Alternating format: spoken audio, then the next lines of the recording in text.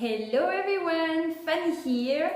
Welcome for this new video today.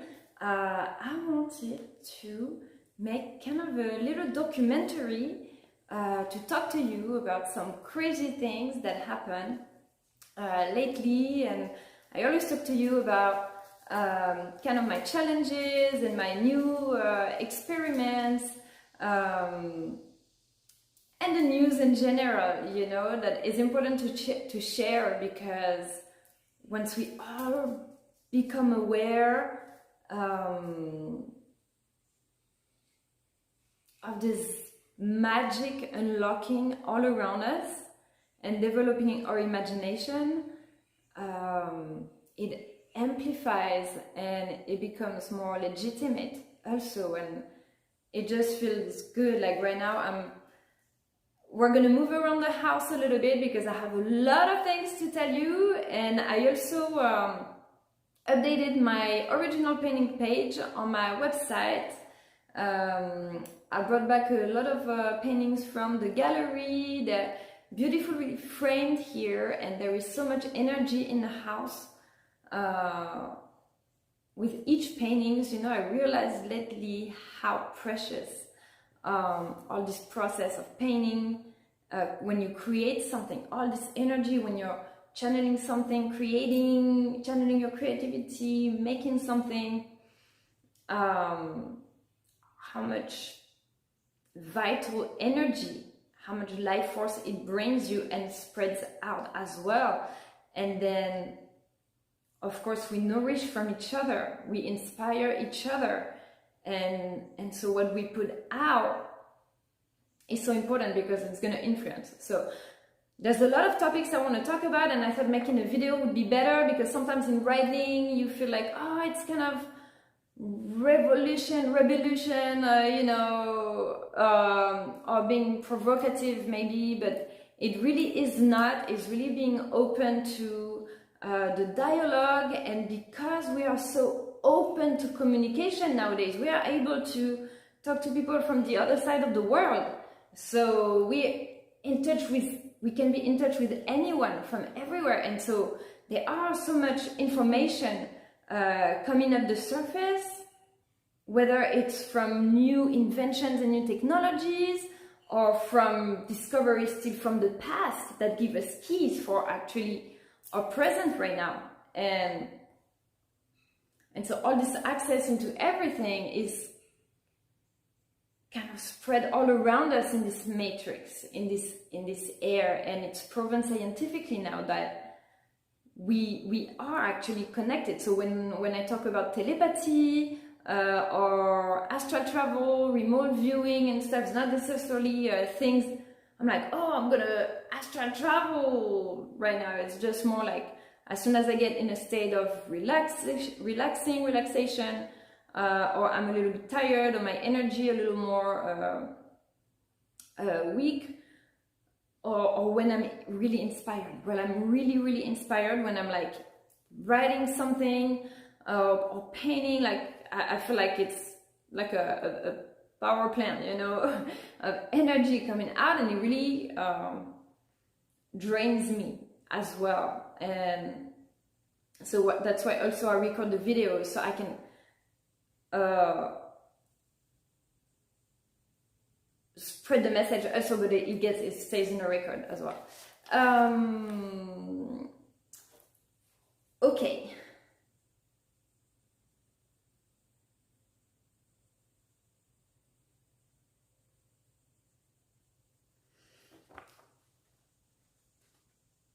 So the painting right behind me is called Imagination, with a big N. If you've seen my other videos, I explain in details about the technique and what are the sigils, the symbol on it, from a book called The Fundamental Book of Sigil Magic, and you know, magic can scare, but it's really more like when you see an ad. Okay, I'm going to get straight right away because it's something easy to remember that illustrates very well when you see an ad every day. Okay, every day you pass in front of an ad, and then you become comfortable, you become used to this reference, to this brand, to this thing, to this message, okay? If it's something in the street or if it's something on Instagram, and then when you go to the store and you see it, you're like, oh, I know that. You're comfortable with it already, so you're more likely to get that, right? Because we all look for the safety, of course. You have to look at your what you're buying, but when you're able to do it consciously, intentionally, you don't just absorb whatever is put in front of you, but you program your own matrix. So the pages, the people on Instagram, the people you follow, or in real life, your groups, or the decoration in your house, programs what you see every day. Okay, so this one, imagination, this is crazy because I painted that before I went to France, and in the meanwhile, so I painted this at the exhibition, and by coming back, I'm starting to read a book, and there are so many references of like the information being transferred from the book to the painting while I was ordering it, without even I hadn't even received it yet. And so when I see things like that, I'm like, wow, this is super powerful, because the symbol, they unlock some patterns, some realities around you. And you know, last night I was posting a picture of my catalog, the little catalog that I made a few years ago, and I don't even have this catalog anymore because I gave it to everybody, you know, and so I don't even have a copy left. And I was like, oh wow, and it's the same for the originals, you know. There is only one, and now I realize all my experiences, all my travels, of this experience of life, trying to put words into things, all this is in there, and I've had them for such a long time. They're like active artifacts now.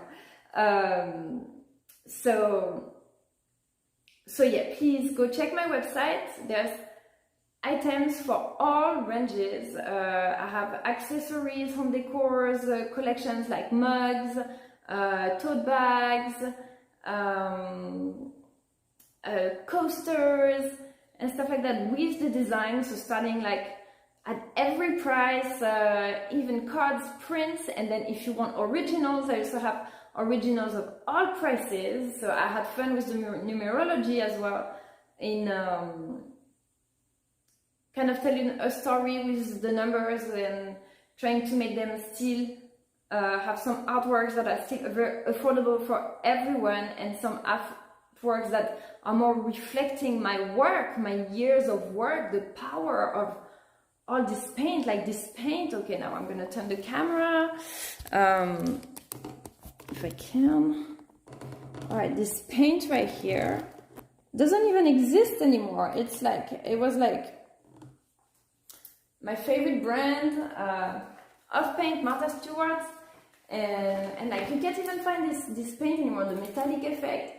I mean, so yeah, and it's also, I really want to make this an organization, you know, because what's been driving and fueling my inspiration, my motivation is also the people, you know, I meet and support, and we support each other and stuff like that. And so after so many years, yeah, I realized how precious, you know, and it's a mirror. It's really, it reflects, you know, how precious the things, the people, the community, how this is, and how to have a bigger impact as well. Okay, because when my business grows as well, I can have more effect onto everyone around me, and share more, and have more impact into the educational system, cultural system. You know, this is what I studied. I was a cultural coordinator in many organizations before. I've always been a languages teacher as well. And okay, so I have a lot to say, so I'm going to read a little bit what I started writing, so I can comment at the same time. And I'm not here like looking for my words, Okay, so today I would like to talk to you about how art has become so very energetic and helped me discover new intuitive abilities, things that we could call crazy or magic, and this is why you often see me freak out, like astral traveling, remote viewing, string theory, prophecies, and gateway activation through symbols, art, alchemy of the alchemy of imageries and colors. Okay, so in all these paintings, I've made a video also about the alchemy, right? With the frame, the colors, how one energy with another energy creates a new energy, just like when you mix colors, right? So it's the same thing. Like recoding, reprogramming the visual structure of the world as to reflect in our DNA structure as well. As if your life was a movie, but it is in reality proven to be completely legit from many fields in the initiatic science, quantum physics, the language of light, and mathematics, biology, and astrology. So I'm stating all this because in many cultures like the Incas or the Egyptians, they were already mixing the fields. Okay, so as architecture was based on astronomy and astrology as well. And in our everyday life, it is, and we should not consider a thing without another, right? A law, for example, we should not just apply a law because it's a law, but look also what's inside in the content. Okay, so this is not... Okay, so now what I'm telling you is what I've been experiencing on the individual and collective levels through creating mandalas, the use of crystals, and a sincere connections with artists, authors, oracles, researchers, and authors, the world best trainers, and years of passionating journey all around the world. So this is why I was saying I've traveled so much for this, and I can't even tell you how blessed it becomes when you see rainbows and rainbow bridges everywhere. Yes, and this is not just about my business. This is an opportunity to change the course of history and bring some light on the cultural evolution. So I would like to tell you a story about something incredibly beautiful today, and a conversation that can literally change the entire energy of the world, to recode our vision and create memories into a greater vibration.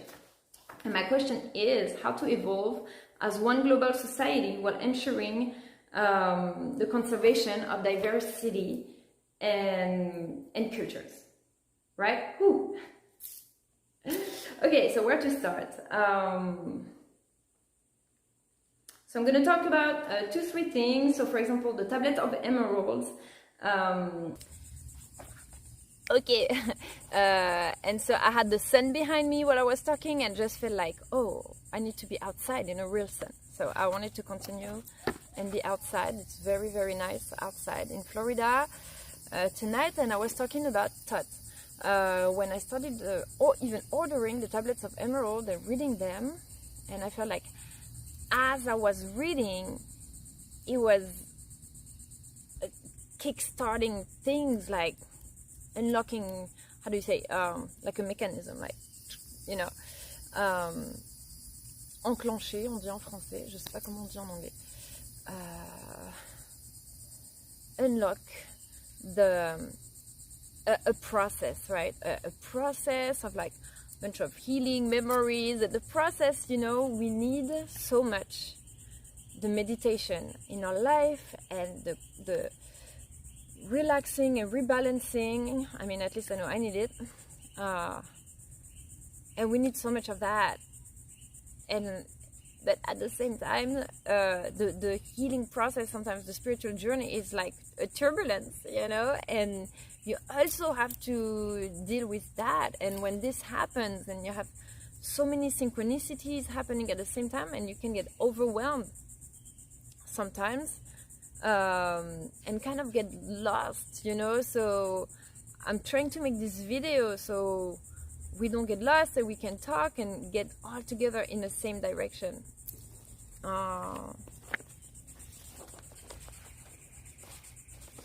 Okay, so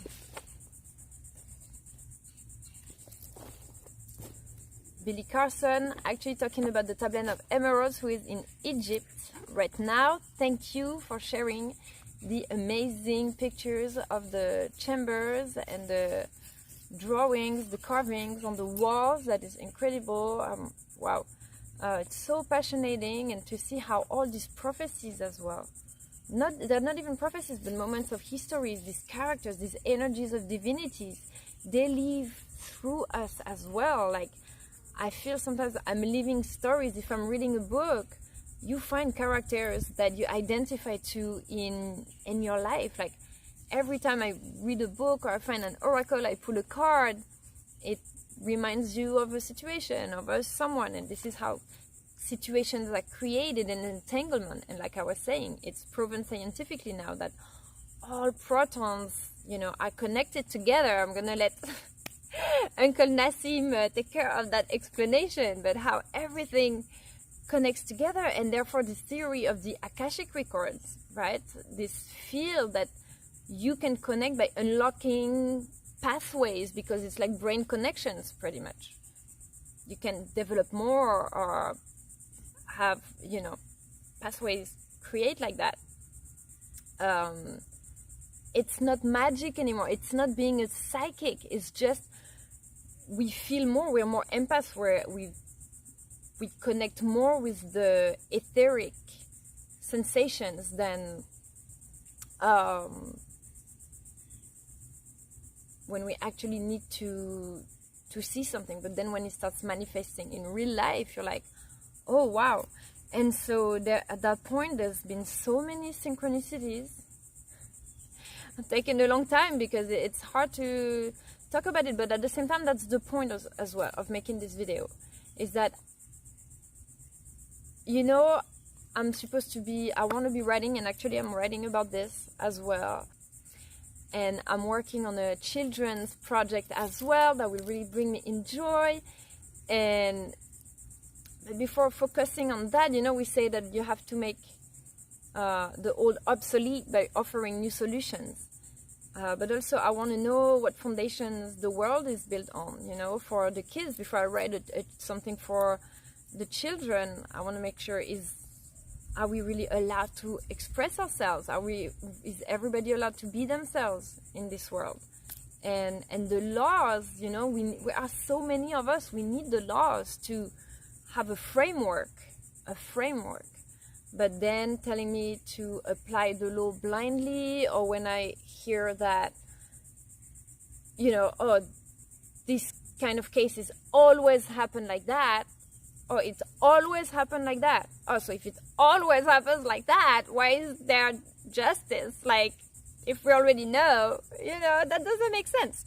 So of course, every case is different. And I'm really a believer of that. There is only truth, everybody has a version of the truth. So I want to talk to you about today, about something that's happening right now, and a little dilemma that I have, and that I don't want. And that's really interesting because it talks about culture and liberty of expression. And so I have one of my favorite authors, right? Okay, so I'm going to tell you the story and talk to you today about the fire letters. Okay, I made a tutorial last year. That was my first time making a little tutorial with some of the fire letters. And I started saying this is probably something that you've never seen before. Okay, and I realized that it's really, over the year working with them, I realized it's really not something that's really known. And so there was more to it. And so I want to report to you today and tell you more about it. Because, when I see all the languages, I see from Egypt, the languages written on the carvings, everywhere you go, in every culture, in every civilizations, they have languages, they have symbols. And even these symbols evolve through times and generations.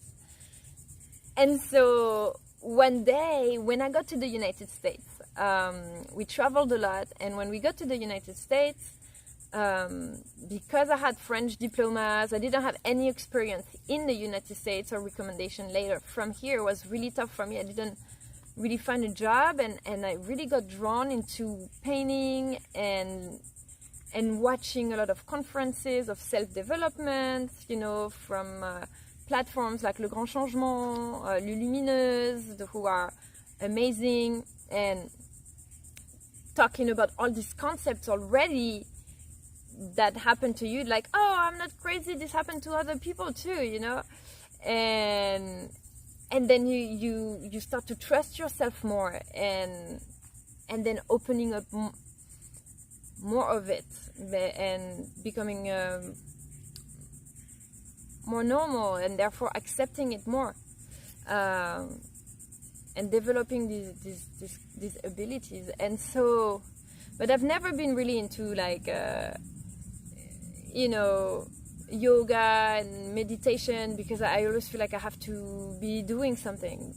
And so this day I was watching this conference from Jean-Michel Raoult, who was a researcher about the portals, right? The Incas, they were doing like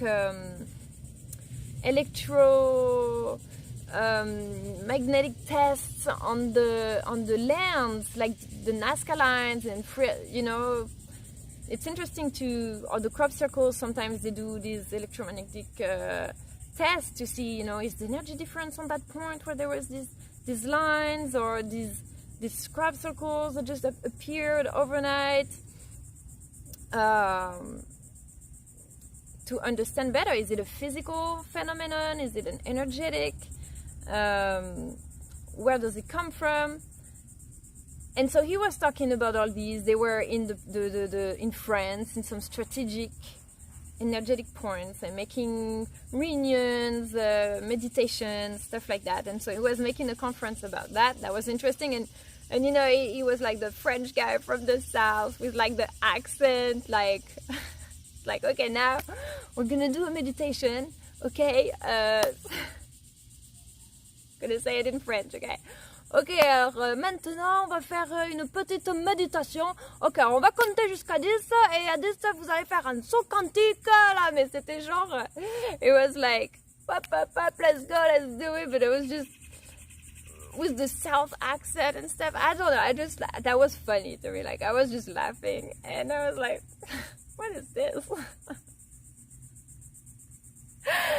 And like, he's like, okay, 1, 2, 3, 4, he counts to 10, and at that point I'm just laughing.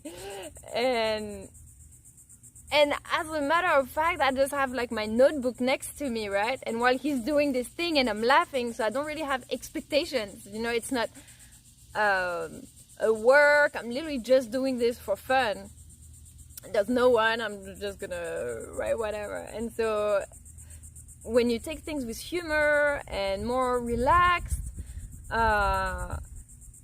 you're more able to receive, because you don't have like the block of the fear or the expectations, you know. That's why I always try to put like a funny thing, a clown thing, just because life is not that serious either. And so I have my little notebook, and all of a sudden I'm starting to write some stuff, right? Write some stuff, doesn't really make sense, but whatever, I keep it. And I read it recently, and it was literally like, oh wow, I wrote this, it's a message for right now, like, oh, I was time traveling already, like leaving, you know, you feel like you have clues left here and there for you to find. So either you leave some clues, but you read other people's books, and you feel like, oh my god, it's like clues everywhere. You know, it just never ends. It's like the Pandora box. And so he's doing his conference thing, and at the end or in the middle, I don't know, he's like, oh, and if you're interested about all these portal, oh yeah, because the meditation, we end up in a portal, right? We end up in a portal. He's like, okay, so now you're in a galactic door, you know, doorway and stuff like that. And he starts talking about the fire letters. This one in 2014 or 2014, something like that. And all of a sudden I hear fire letters, and I'm like, what is that? Like, instantly I'm like, what is this? I need to check this out. Like, it's calling me, you know. And so, of course, right away, I go by the... Okay, so let me show you. Okay. Les lettres de feu, they only exist in French. The Fire Letters by Natalie Chintanavich, who is one of my favorite authors. So I was talking about synchronicities, and then I read her books, and they resonate so much, like things that I'm like, wow, this is crazy. Things like this happen to me. Like, for example, when I was in Peru and I would start doing astral travel, or like waking up in New Orleans. This happened to me, that I would literally wake up and all my body is like shaking, right? All my body is like shaking, and I can't move, and I'm in between two states. And all of a sudden I start hearing a music, but it's not, it's inside my head. Like, it's literally, you hear music like it's outside, but it's inside. And there is this quote by Nassim Haramein, I think it was like, looking for the signal, oh wait, I know, I wrote it, looking for the radio, looking for the speaker inside the radio. Yeah, you know, it's like looking for the speaker inside the radio. You're like, where does this come from, you know? But yes, it's literally inside, and I can hear the music of, like, you know, kind of these like planets, cosmic like meditation that you hear on YouTube, like whale sounds and things like this. So kind of, but more like, not really animal sounds, but more like vibrations from planets and stuff like that. I start hearing that, and that happens like many times. And it's like when I wake up in the morning, and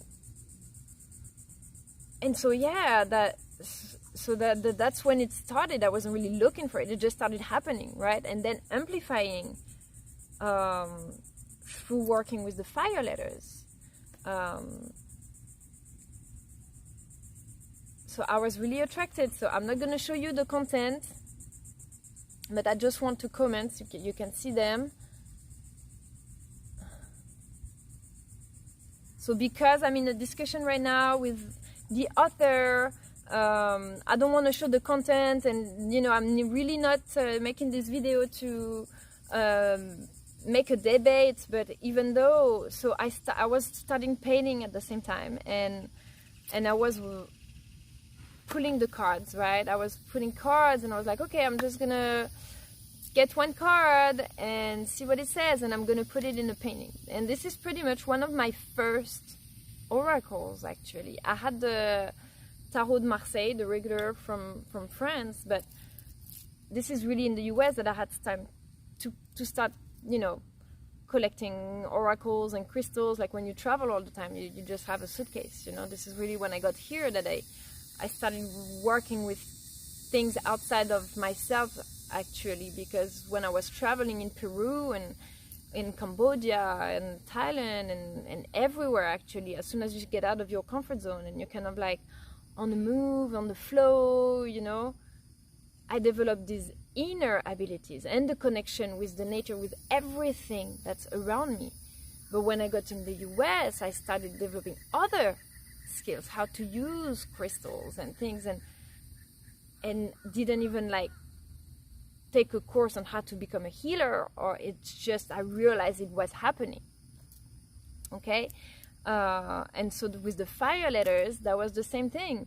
I would just and when I started painting, it was just literally for the fun. I started 1 painting, 2 painting, 5. I didn't think I was gonna end up having a collection, make an oracle, you know, and start workshops. It's just things that came over time. I started my first workshops here in Jacksonville with Davi, actually.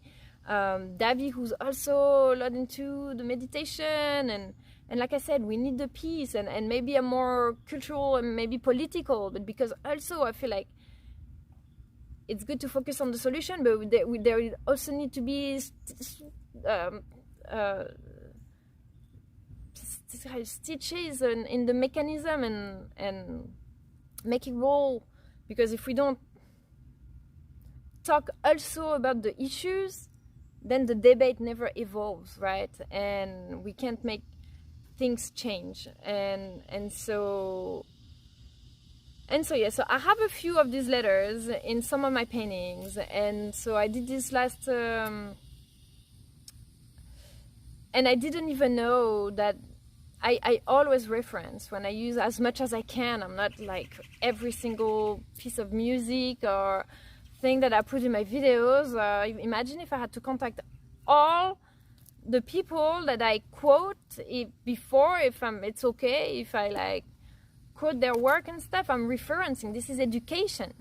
Okay, this is education. When you're in school, I'm a languages teacher, I'm a cultural teacher. When you're in school, the teacher doesn't go and ask every single reference if that's okay. This is the continuation of the language. And so these books are fascinating. And like I said, I'm a big fan of her, and I think she's an amazing channel, and she has this deep connection. And then, like I said, the powers of the thing can become so strong that it can take over, and then you can panic,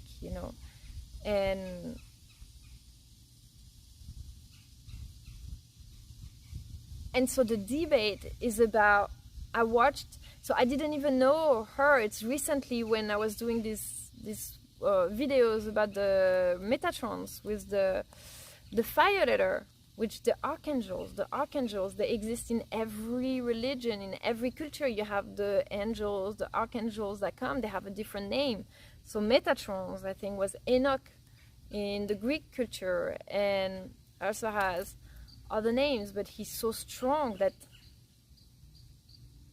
when I had the call of doing this painting, the Metatrons painting, it was really the power of the archangels, and I felt like I had to put the fire letters. And I had this dream. That's why I'm wearing this dress today. I had this dream recently that there were two Egyptian gods, right? So I think it was Ra, the god of the sun. It had the one with the bird face, and not Horus, another one. Was it Horus? And I don't know, but one was passing, and two Sekhmet, right? And one was passing a little scarab.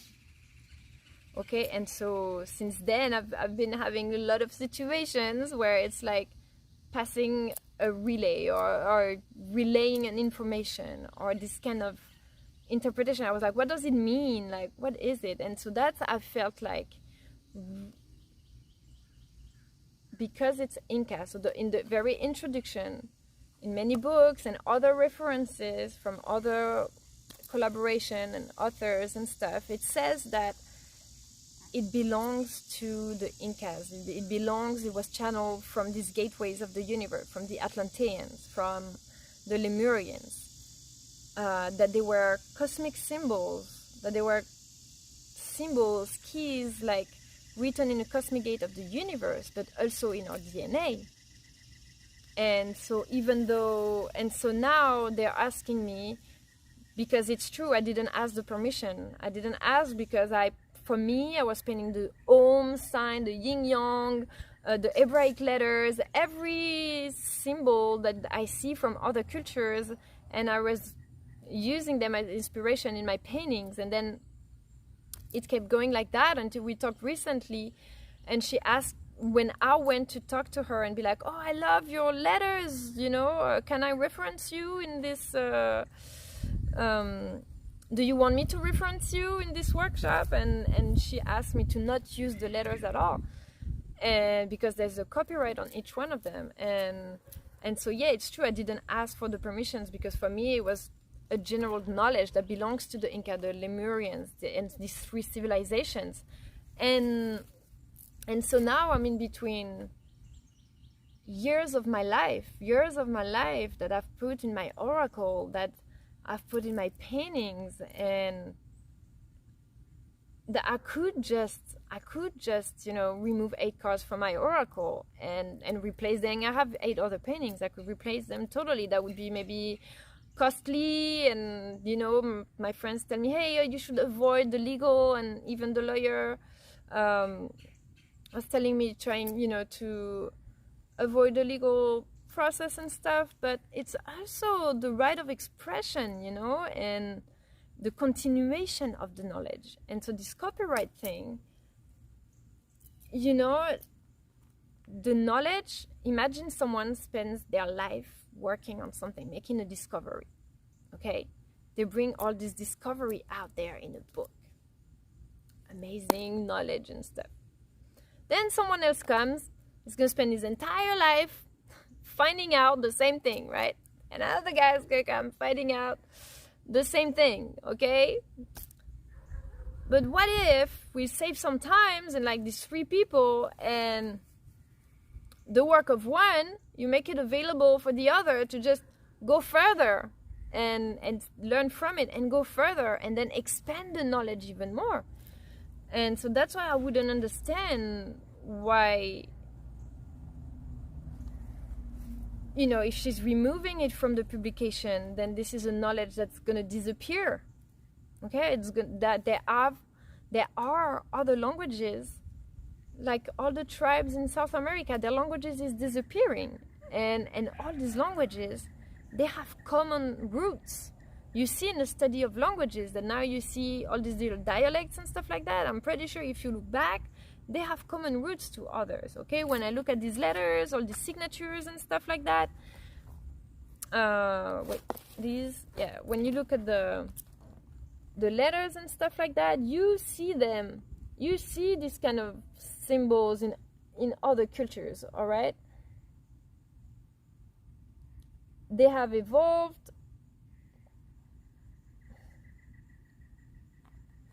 They have evolved, and this is a more contemporary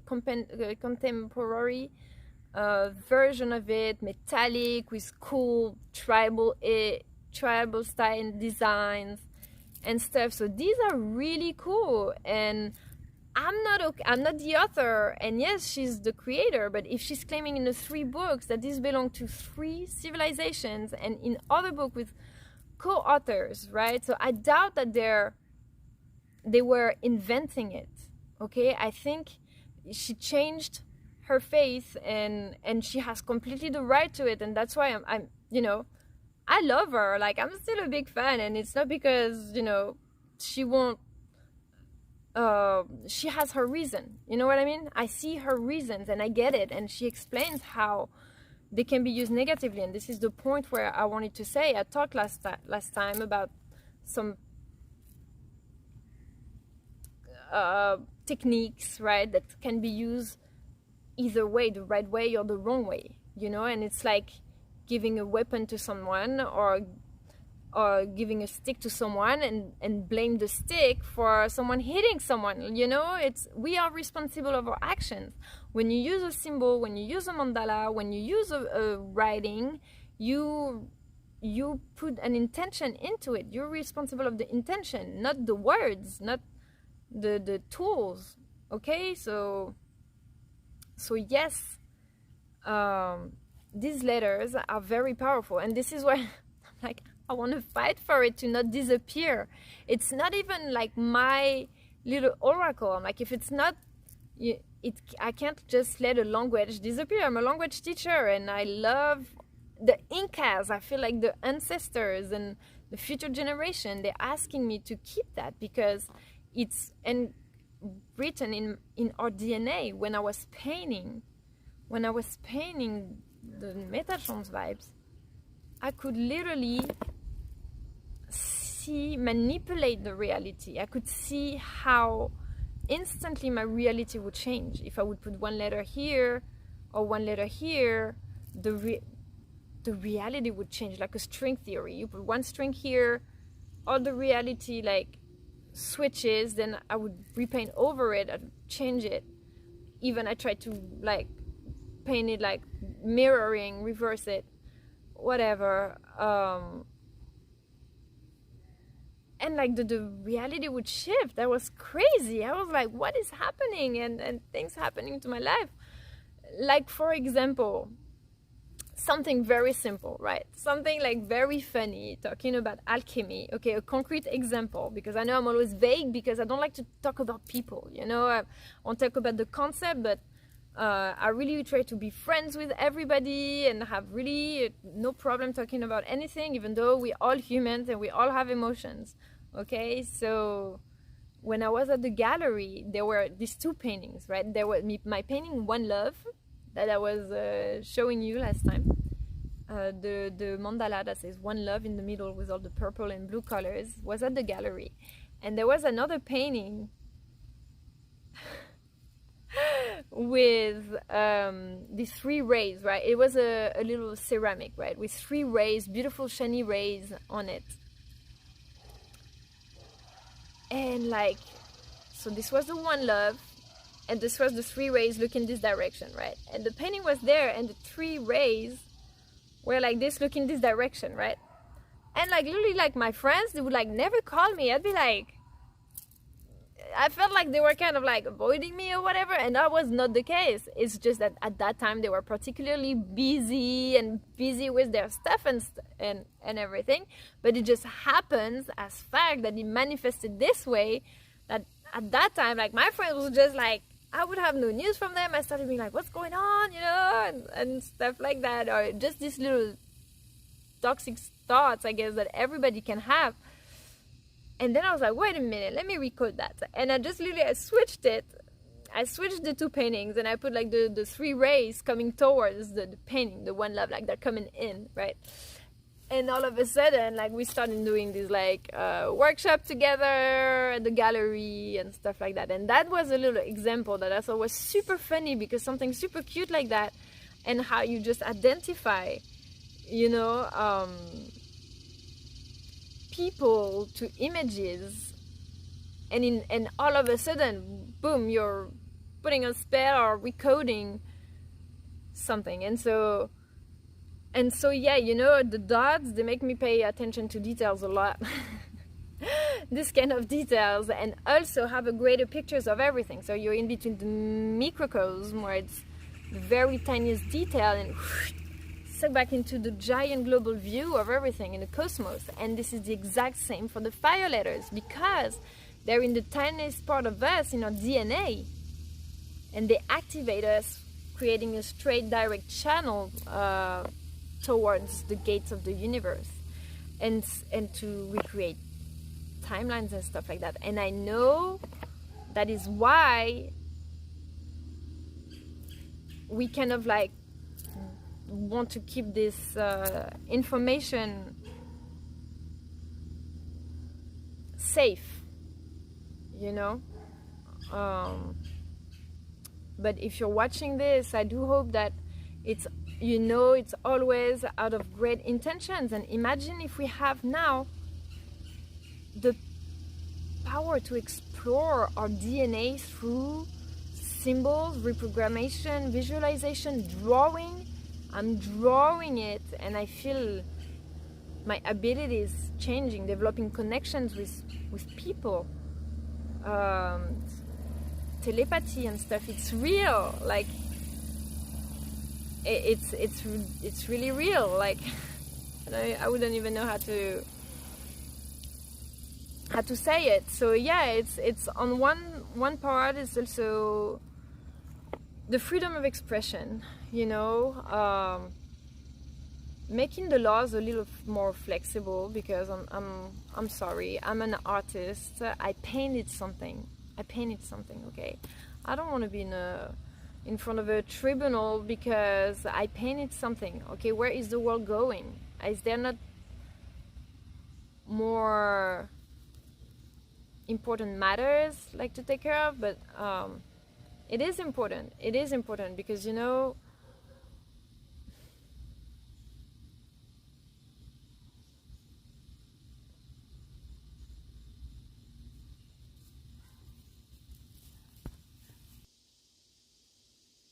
okay, changing again scenery. Like I said, it was starting getting dark outside, so I wanted to come back here next to one of my latest painting that is now here. I love it. It represents what I was talking about,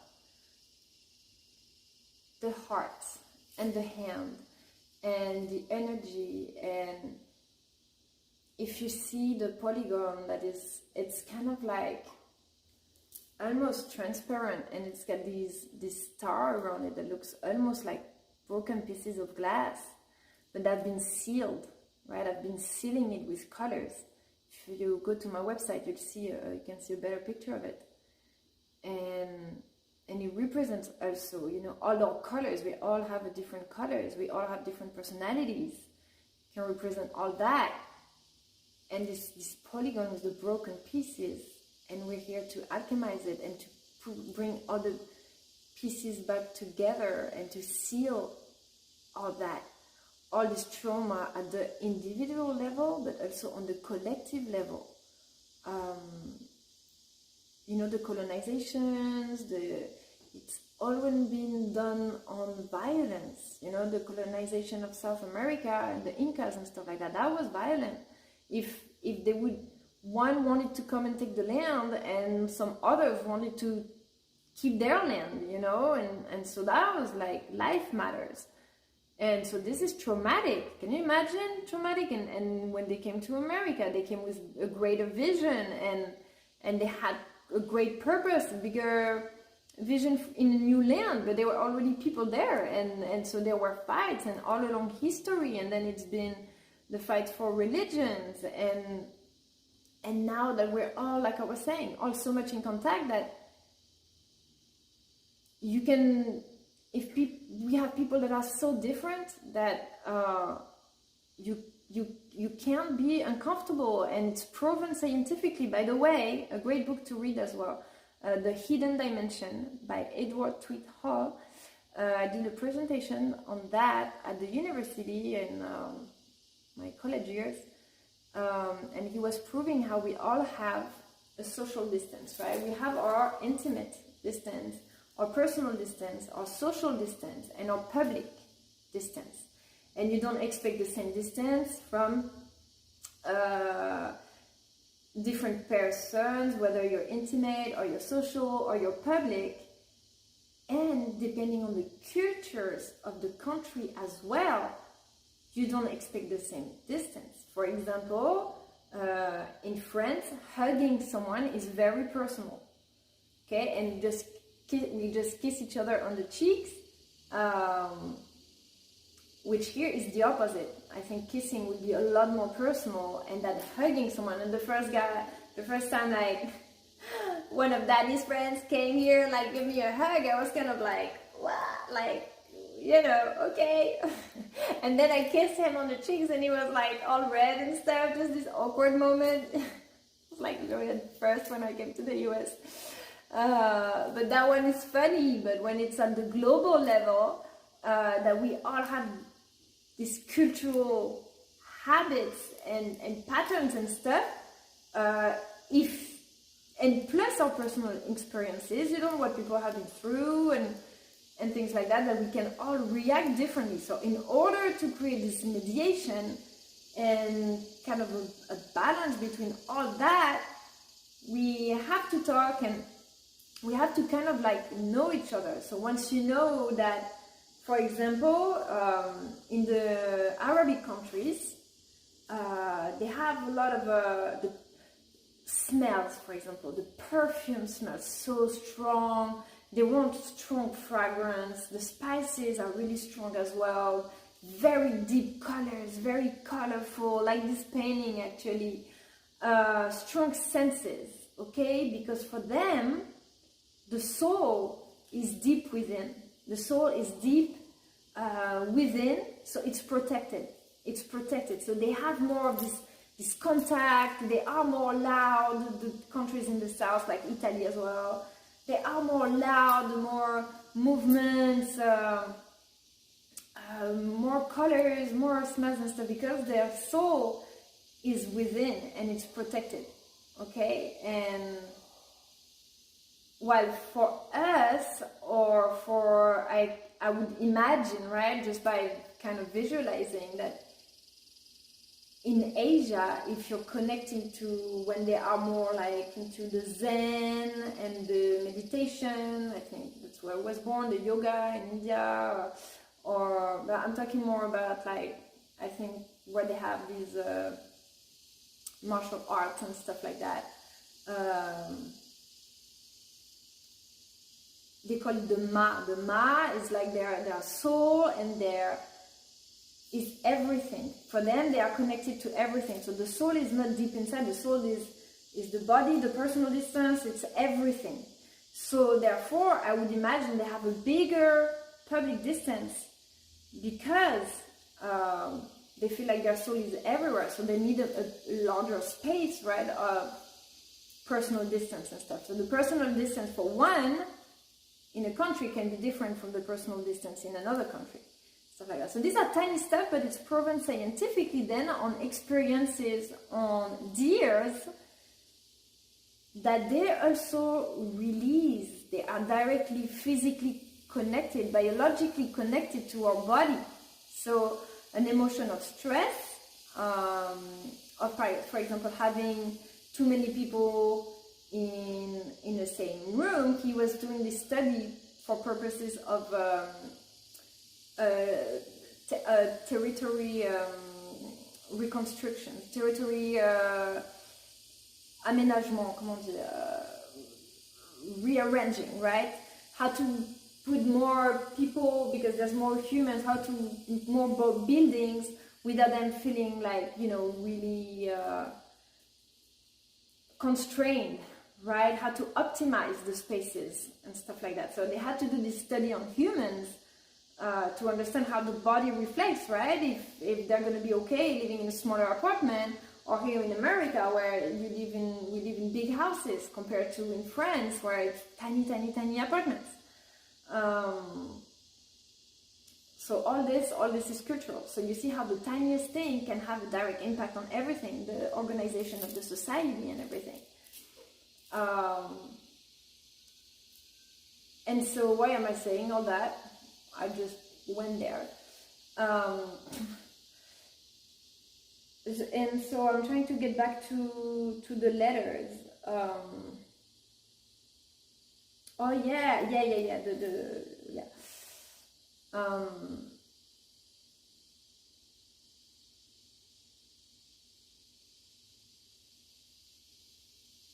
And so once you understand each other, then you can only put yourself in the other person's place. And so, so why do I keep talking about it? Because this concept, they can heal us. They are directly linked to our DNA or reprogrammation. That's why I'm like, if there is these fire letters, they are in our DNA. Drawing them can activate them, activate new abilities. This is our responsibilities, of course, to build a society that is more peaceful. So we're going to use it for a more positive way. And you know, one of the questions I asked in one of Robert Grant's first conferences, he was like, I asked him, I was like, hey, do you think the symbols always keep their blueprint, like all the time, the initial intention that was placed into the symbol, or can we recode them? And so I remember he answered that he thinks that they always keep their initial intention in print.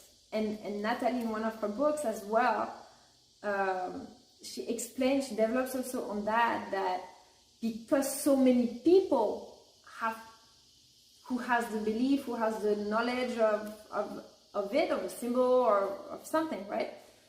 So many people put their energy to that intention. This is what programs the symbol or the object. But I also believe that on the individual level, I think that yes, it always keeps the blueprint, but you can also redirect the energy, and this is what I've been showing in some of my videos and explaining how when I manifest a bunch of crap, literally that I do, and I'm like, with all this, you see the gesture like this, and what do I do with this? And now you visualize that and you imagine a lot of energy, like the hand behind me, and I'm like, okay, let's put love into it. Let's put love into it. Let's redirect it towards something more positive. okay, a good intention, or your intention, or that. So the Ankh, for example, I don't have a specific education on Egypt. Egypt is actually one of the rare countries that I've always wanted to go to, and Australia as well, and that I never got to go. And I was like, man, I can't believe I've never been to Egypt. And now all the people I follow, they all go to Egypt and stuff, so I get to experience it through them as well. And so all this, the Ankh, for example, I painted that. I started seeing a documentary and stuff, and without really even like knowing what it is, it would just already, you know, act into my life. And then whatever I consider it for, that it's a key, and it's the key of life, right? But so some way you're connected to it, but you also program it with an intention, like a magic wand, pretty much, you know. And yes, there are rainbow pills, and yes, there are magic wands, even if you don't,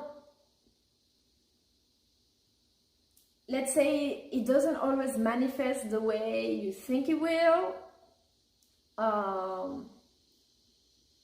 but you manifest the things that are important to you, you know.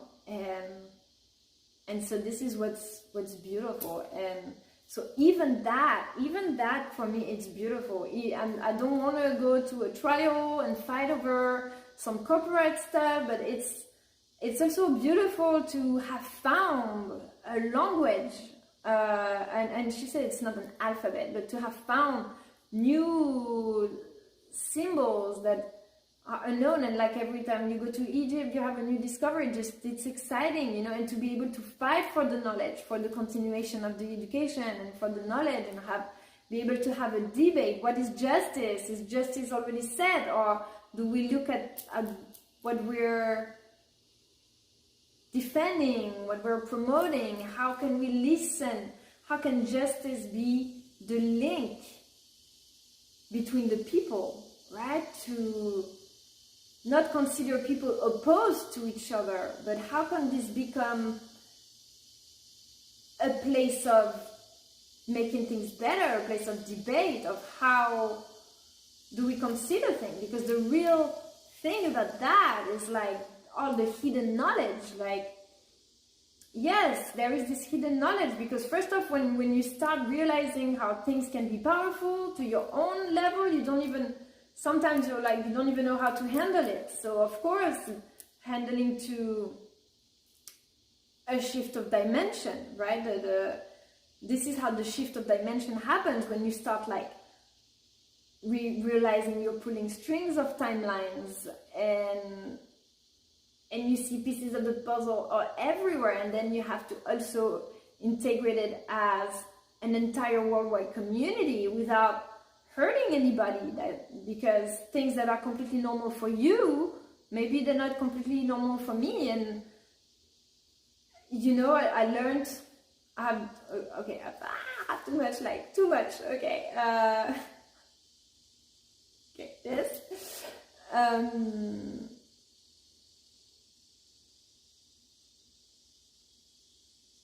so, okay, I'm just like 2,000 downloads at the same time. So I had this experience with Jesus. So I don't belong into any religion, but I believe that all religions want love, right? And all with our cultures that are explaining on different viewpoints and stuff like that.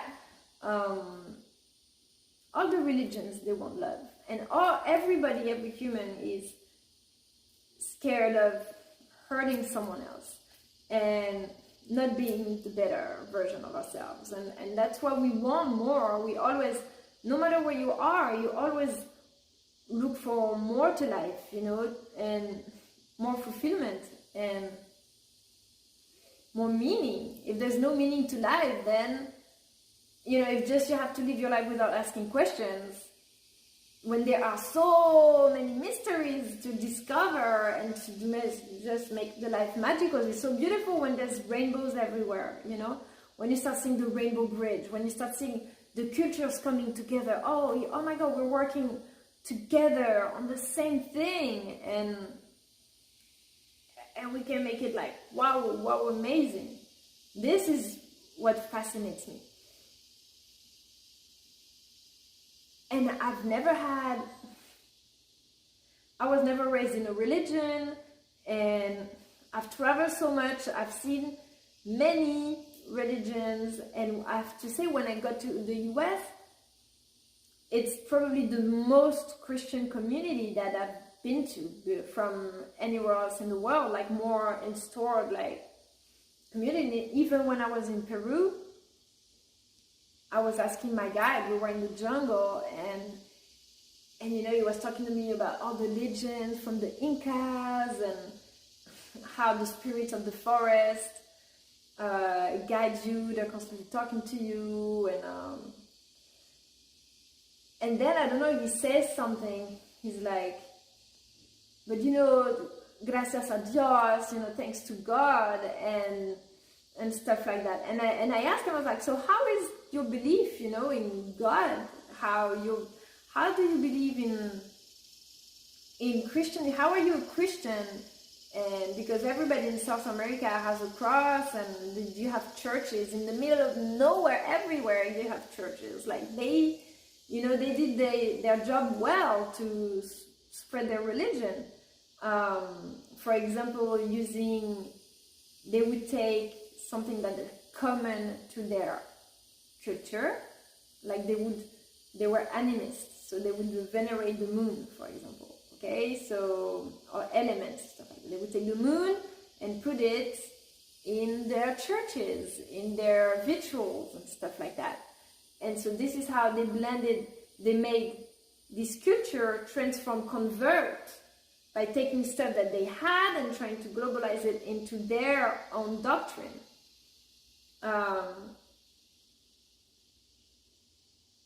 So by identifying.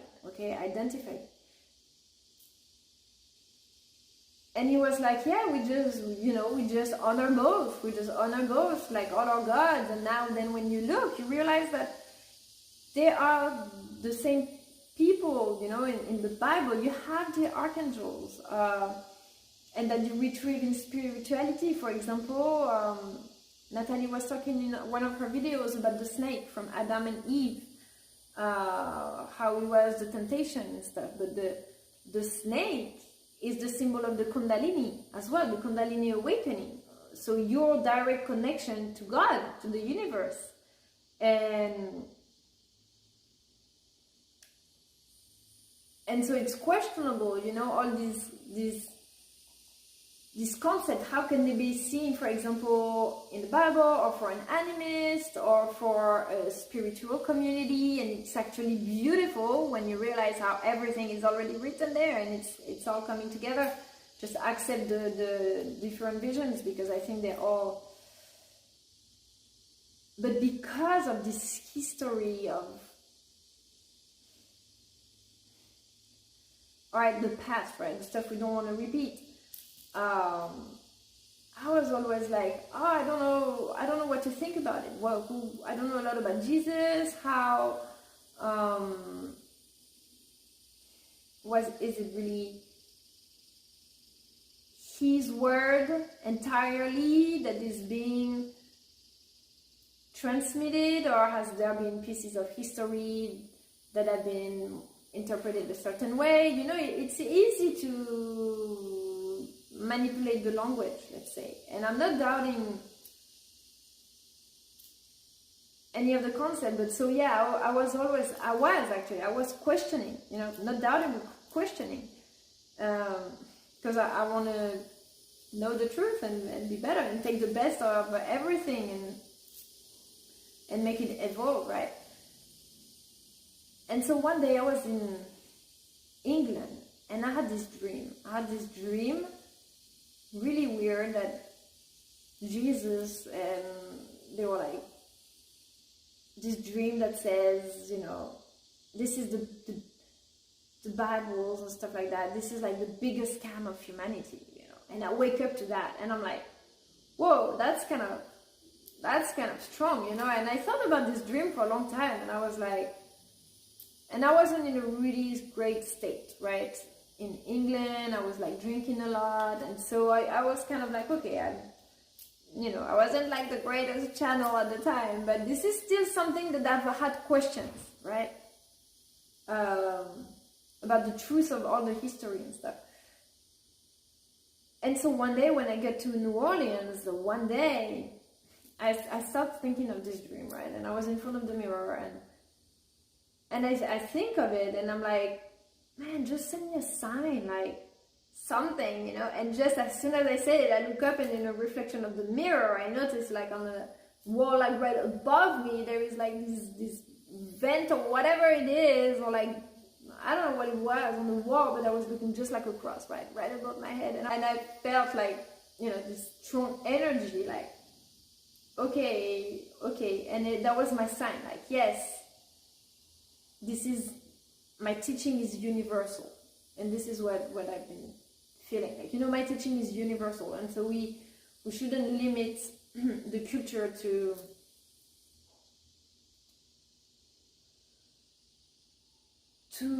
a religion, but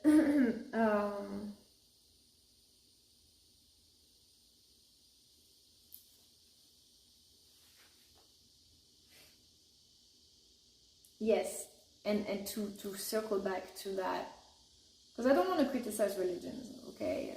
Everybody has their. I've been to a church before, I've been to a mosque, I've been to a temple, so no problem with any of it.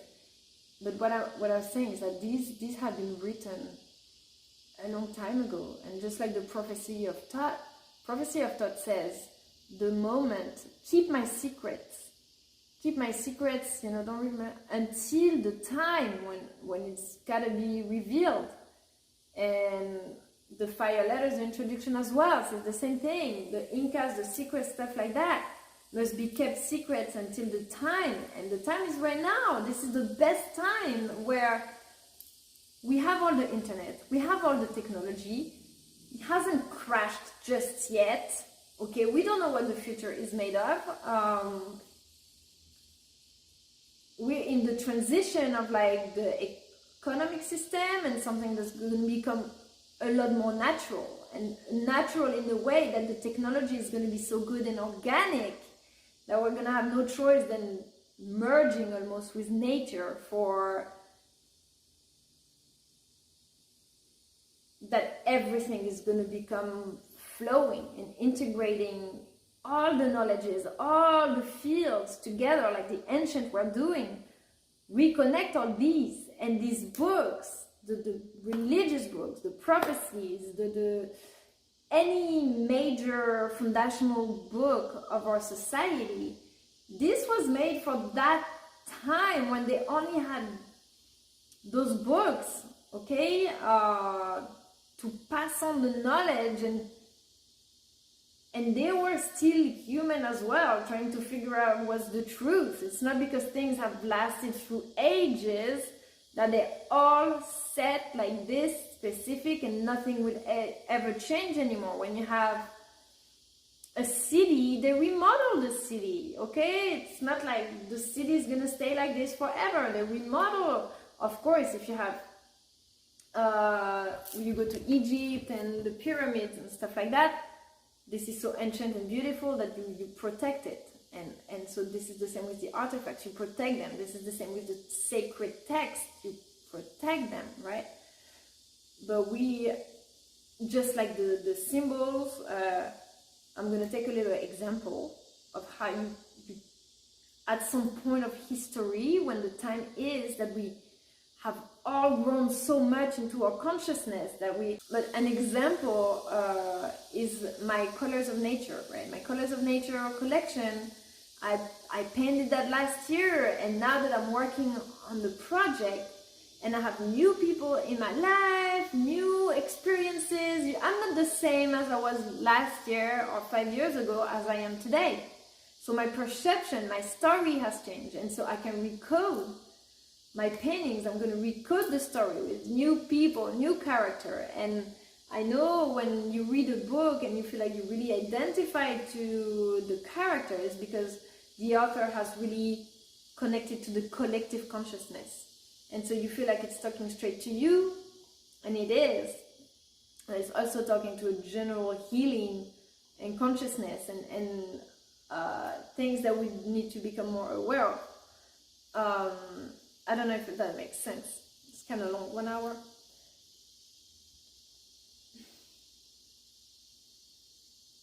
I have my Amazon looking at me right now. Yeah, I don't know if that's a sun or if that's a moon though. I think that's a moon. It's more feminine energy. And there's a sun behind me that's bringing many colors in my life, mixing the sacred knowledge with the modern aspect of us.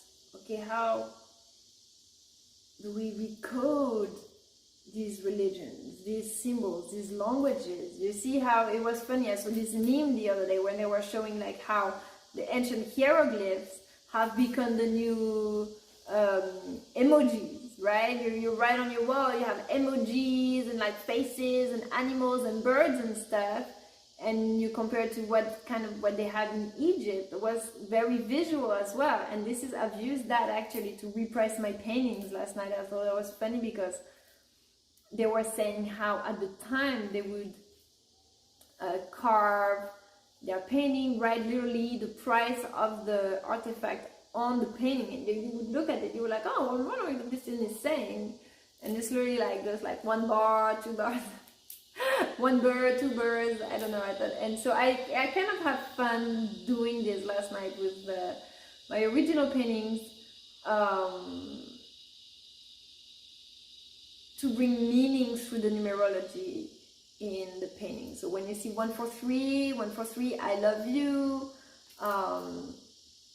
The 11 is the symbol of the twin flames.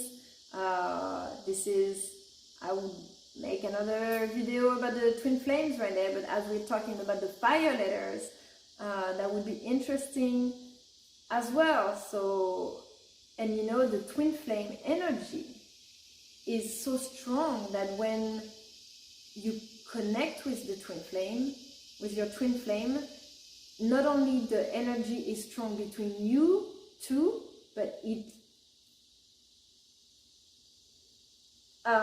expands to the rest of all your relationships as well, and unlocks more magic and mysteries. And it's crazy for the past few years how, and working with the fire letters and everything, I've reconnected with my soul family, you know, like incredible. And all these colors, and the hand is also the symbol of, you know, mostly holding the heart, the compassion, but the contact, the connection, the energy. So yeah, that is so powerful and so beautiful. And so yeah, so I'm kind of that was my video today. I wanted to introduce you to the fire letters, tell you more about it, and recommend as well. So I'm not taking them to steal the work. I recommend actually that you buy the oracle, the fire letters oracle. Mostly that they're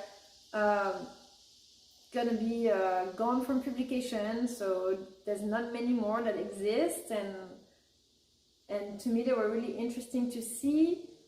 But so yeah, we're kind of in this so I'm gonna have to maybe go to court and stuff, and like I said, it's, for me, I could just change it, but it's also interesting for first off, I love my oracle. This is my work of my years. I don't want to have to change a thing because I've put some amazing symbols and honoring an author, and then I understand also her point. So maybe here it's an opportunity to make the court evolve and to have a cultural debate. I don't know, but this is, and you see, this is also, I can't face some financial challenges right now any more than that, because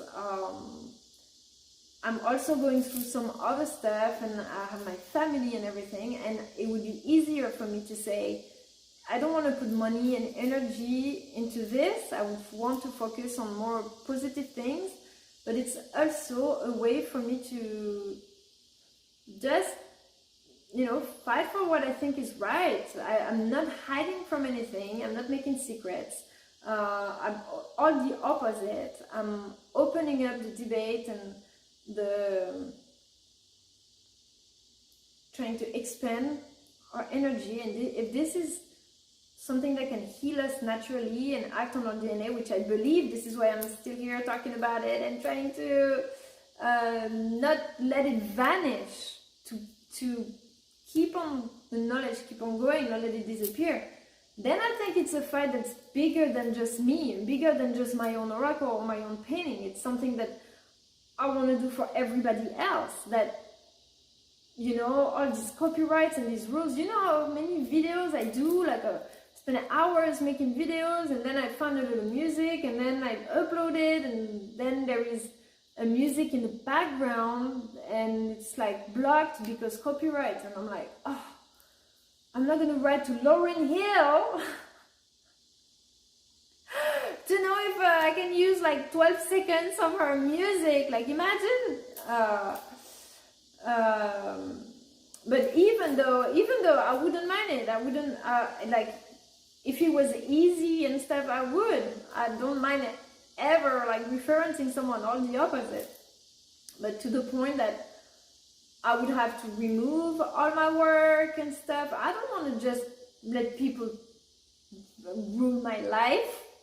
I don't want to teach my son that it's okay that you just follow a rule because we tell you. No. Okay, well then if I'm proven guilty of something, then we'll see. But I'm just an artist here with my freedom of expression and trying to generate language and continue the heritage of ancestors, and for future generations something that can change the medicine. Okay, why is there the debate about medicine and COVID and stuff also so close? Okay, why are there so many people in the jails because of DUI and when I was there, I saw a mom, she drank she was not drunk. She was the perfect mom. She had her kids at home. She went out, for dinner, had one drink, and she was in jail for one night.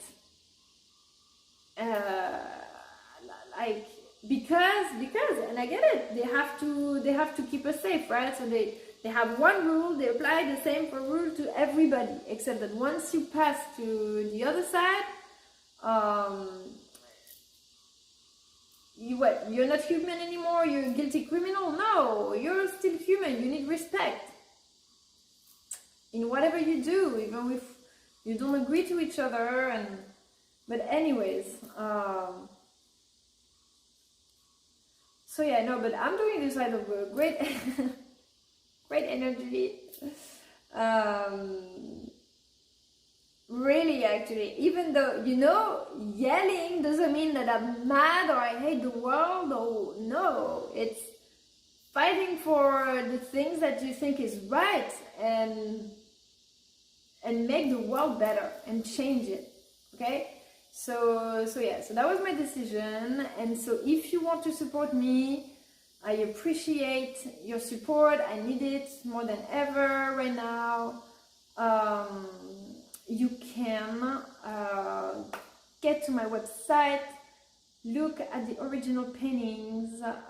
They are for all range of prices. Look at the home decor collection. If you have a gift to make, get a mug or get a little bag or get a shirt for you or for a friend. You're supporting an artist, you're supporting a family, you're supporting a vision, and communities. I know we all try to do our best, but yes, and like I said, I do believe that all these artworks, they are really precious, and they will act on your energy every day, right? And of course, the best, if you want to learn to make your own paintings and then connect even more deeply with the symbols and the knowledge and learn more about all this that I'm talking, you can do one of my workshops. There are 3 workshops of 3 range of prices as well, 3 options. You want to spend $20? Get my oracle. Go to Amazon, get my oracle card.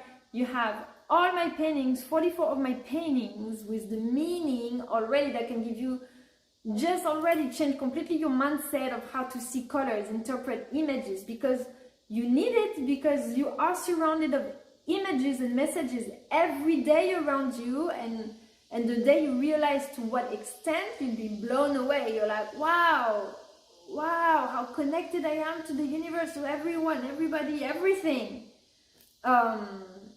You want to spend $88? Get the Journey to Love painting workshop, buy some supplies at Michael's and learn to do some little mandalas at your house, with your family, with your friends. You start redecorating, learning about how to create designs and where they come from and what to get inspired from with the oracles and stuff. Now, if you love original artworks, I have $1 million artwork here, which is Parallel World. This is literally a machine that, yes, maybe you think that's kidding, but since all the amazing people that just have appeared into my life, not overnight. The overnight effect is once you've already done like so much, and the overnight effect is when you're like, oh my God, it's finally coming all together, you know? And I'm not as far back as I thought, and it's not as dramatic, and yes, sometimes you've done so much and you've tried so much and things keep happening and stuff that you just don't have the strength to keep going. And this is why, like, now also I need the support, and I'm so grateful for all of your support as well. It's also, you know, the spiritual support, and this is also very important, and all the content. For example, the content, when you say I can see pictures from Egypt right now, or the researchers, you know, that make everything they can to improve the technology, to make tools, you know, better. It's like everywhere. It's everywhere. So it's amazing. It's beautiful. This is wow. You want to add colors, have painting, have something from me into your life, please get the paintings. There's prints also. You can also have prints from the Redbubble store or from my website as well. I have prints if I go to the market, bring back some as well. But yeah, really, you look at them every day and they're just like, wow, you know, everything that's happening in my life right now, you know, you see, I'm doing all my videos by myself all the time. I'm not really by myself. I look like I'm by myself, but I'm not really by myself. I always have my angels with me. And okay, I zoned out. It's like I don't even remember what I was saying, you see. And this happens sometimes as well. It's like sometimes you feel like, oh yeah, I was saying that I was never by myself. And yes, sometimes you feel like angels, spirits, energies, people take almost like possession of your body, your energy, and speak through you, through your domain of expertise, right? And this is sometimes some people that I watch, I feel some of my energy in what they are showing, in their domain of specialty. And when I speak and I show you something, I feel people talking through me as well, you know. Like this painting, it's a collaboration, all right.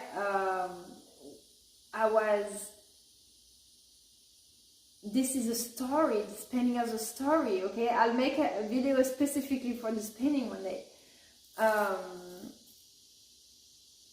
and not today, it's already been a long video, but if you want to have a glimpse pretty much of everything that is happening, and you know also what I think about Natalie, the author of the book,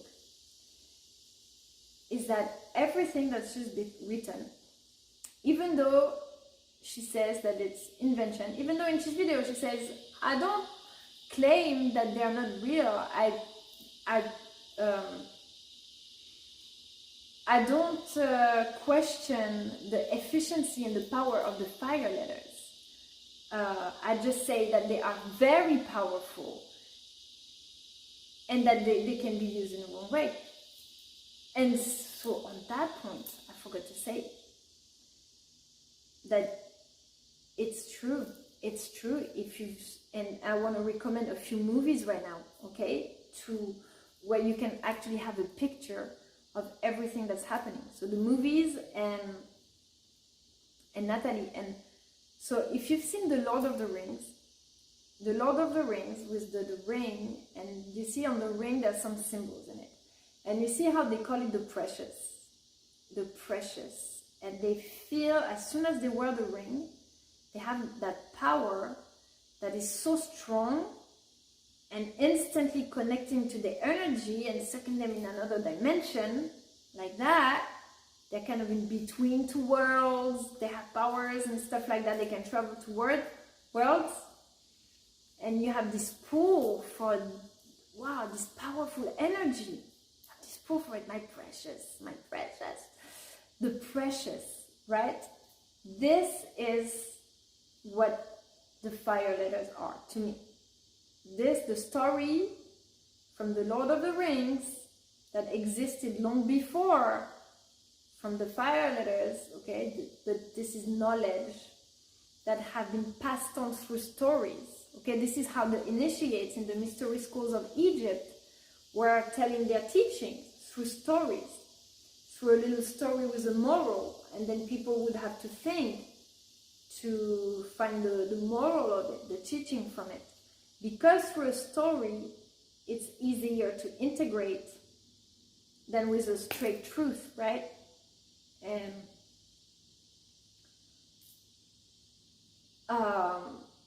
you know what we say, it's easier to fool someone than making them accept that they've been fooled.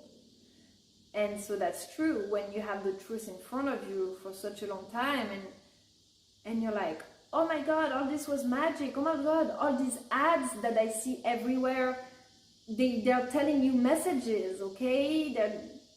And then once you realize, you're like, no way, like really, like how could I not see it? You know, and many times I see stuff and I'm like, how did I never see that? Like, for example, last time there was that bridge crossing Jacksonville, the Dams Point Bridge, and there's two pyramids, kind of like the strings from it, right? And it looks like two pyramids. And I drove in front of this for 1,000 times, and I drove it and I was like, wow, I can believe there's two giant white pyramids. And I kept seeing white pyramids, and the bridge, the symbolic of the bridge as well, with the pyramids, the mystery school, the symbolism of the mystery schools, the knowledge of Egypt. It's coming back all the way to us and through the stories. And so the knowledge that was kept secret at that time, that's been transferred through prophecies and books and sacred books, like religious books, but also in stories, and now in movies it's passed on, right? Because it's in plain sight, but we don't want to have a panic either. So in The Lord of the Rings, it's the same thing that I was paying when I was paying the Metatrons. And because I had the energy of Metatron that was so strong, plus working with the fire letters, I would be painting the fire letters, and that would be so strong that I couldn't paint for more than maybe 1 or 2 hours, right? I would paint the letters, and after 1 or 2 hours, I would start having like feeling dizzy, and I was like, okay, I can't, because there is so much, and so yeah, and so So I totally get it. I totally get the point.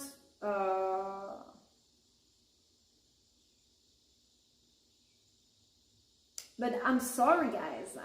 This knowledge, okay, stories are right in front of us, and now are we open to talk about it? Because we're like, yeah, we're ready for the change, but everybody's hiding in their secrets and stuff. Everybody knows and see it, and yes, but when you want to talk about it, it's ridicule because it's crazy, you know.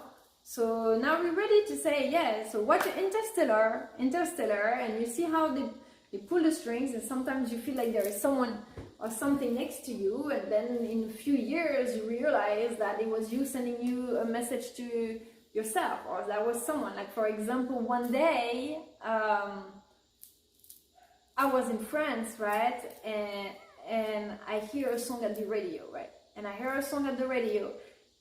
know exactly that it's someone talking to me from the future, okay? And I don't want to give details on that, but it's like the song pops and all of a sudden I have an image, and yeah, and then you're like, wow.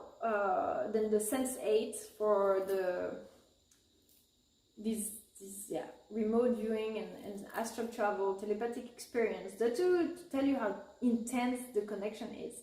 And so yes, sometimes it's hard to talk about it or put words into it, but if we never, then we'll never get to the next stage, okay? And the next stage, now that we have the knowledge and we have the tools, the next stage is to implement it and to reprogram our DNA, so we all superheroes and we all make beautiful, magnificent architectures with amazing fresks and painting.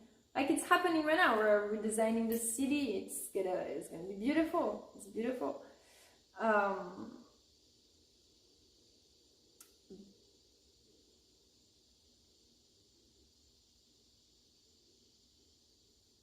And then another word that Natalie, and this video is completely free. I'm promoting as much her work as my work, and also Davi. I recommend that you go follow Davi Figure 8 Energy. She's like my sister, and yes, like I was saying, I'm more into politicals, and yes, is it worth the fight, you know? But we need both. And this is one thing that I've always beat myself up for it, because I was always like, why am I always like, you know, I want to go fight this, I can't accept this, you know? I'm like, I can't, some things are unacceptable, and I would always be like, okay, why can I not just accept the things that they are, let it flow and stuff? Because then people, they take advantage of you, you know? And so you're like, and to the global level, we are the people, we have the power, our words matter, okay? So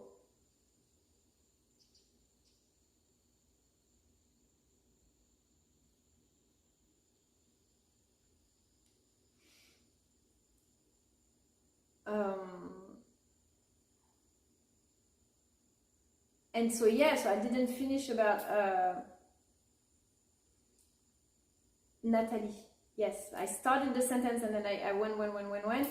And so because maybe after she realized how powerful the letters, then she wanted to protect people from that. Okay, and this is why I'm saying that I'm not resentful or whatever. The opposite, I recommend the work. But yeah, I'm still gonna not remove my work. I will not remove my work. I honor my work. I honor everybody's work. Do you ever see me talking bad about someone? I just literally always telling everybody that I love them and support them, and I expect the same from other people. And if not, well then just, you know, do something else. No, don't just go okay, am I hurting someone? I hope I'm not hurting anyone. That would be the worst. Okay, the only time when I actually go and insult people on social media is when I see they're killing, you know, these people who put like, they kill like wild animals and then they have their pictures, like, I'm so proud I killed, you know, this whatever animal, you know, and I'm like, oh, that's so rubbish, like, fuck you, you know, whatever. But besides that, because I think it's not normal, because you don't want to do to someone else what they wouldn't do to you. And then I was like, okay, so how would I react if someone would take my painting? Okay, would take my paintings and just use them in their work. Well, first off, I mentioned the authors, right? So it's not like I'm taking the work, I'm referencing, I'm always promoting my favorite authors, everybody, and yes, you take the work from each other and to spread it out to more people and to take it further and to keep the conversation going. If you publish something and you don't want anyone to read it or use it or whatever, then it's just censorship. Okay, you're trying to control an information at that point. It's censorship. Okay, so there is whatever, like I said, an agenda maybe for protecting the people, but I want to give the chance to the people to be self-responsible. Okay, to be self-responsible and just like for the COVID, instead of imposing everybody to wear a mask or to get vaccinated, just because people become responsible. If you're sick, then you just stay home for 1 week until you figure it out. There's just some stuff that make common sense, and we need more of the common sense. We need more of the common sense, and this is why we have to put laws everywhere, because people don't have the common sense and they need someone to tell them it's like this, it's like this, it's like this. The law for the leash, for example. I don't take a leash. My dog is super well trained. My dog is like a human. Okay, my dog thinks he's a human. He speaks like a human. He behaves like a human. I go outside with him. We're walking. You know, he sees another dog. He goes. They sniff around, and then they play or whatever, and then they keep going. And when I see that I go somewhere and the people are like, "Why you gotta take the leash?" I'm like, yeah, if your dog is aggressive, then keep him on a leash then. If my dog was aggressive to any kind, I would take him on a leash. That would be my responsibility. Have some common sense. But people come to my house, I tell them, be scared of the cat. It's like, okay, there is a wild animal here, so watch for the cat. And you take precaution. You don't let the cat is guest in a room or something. No, I'm just kidding. I say this because my cat used to do that. He used to like bully people. Like people would go in the bathroom, he would stand in front of the bathroom like hissing at them, like you won't pass. But no, that's funny. But yeah, just I think if we had how do we have more common sense? By talking and discussion and uncomfortable discussion and yeah, and so either you run away from it and then you stay in your own truth, or then you confront some different ideas, and then out of two ideas we make an alchemy and create something that maybe also is going to be useful for the global, for everybody. And we need both. And I admire when people, they say, okay, I don't want to put my energy into this. I want to, focus on something, right? Which I should be focusing more on stuff. And there's also other thing that I think we have to fight for, and it's not my place to go fight the law or to go, here make speeches about culture and stuff. But then if no one does it, then it's no more art, no more philosophy.